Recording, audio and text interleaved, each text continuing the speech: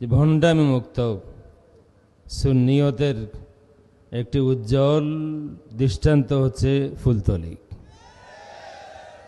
আমার মনে আছে 10-12 বছর আগে আমি যশোরে বলেছি, ওয়াইসিয়া দরবারে কোন একটি কারণে আমি বলেছিলাম যে সুন্নিয়ত আছে, ভণ্ডামি নাই।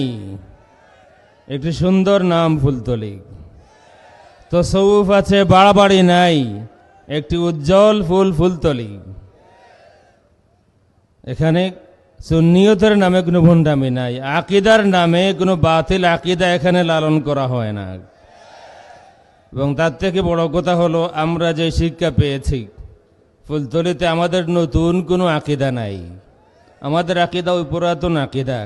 আপনারা সকলেই আমার সাথে একমত হবেন, মুর্শিদুনা আল্লামা ফুলতলি রাহিমাহুল্লাহ কোরআন শরীফের একটি আয়াত বারবার পড়ে আমাদেরকে বুঝাতেন, ওয়ামান ইউশাকিকির রাসূলা মিন বা'দি মা তাবায়্যানা লাহুল হুদা ওয়া ইয়াত্তাবি গায়রা সাবিলিল মুমিনিন নুওয়াল্লিহি মা তাওয়াল্লা ওয়া নুসলিহি জাহান্নাম ওয়া সাআত মাসীরা।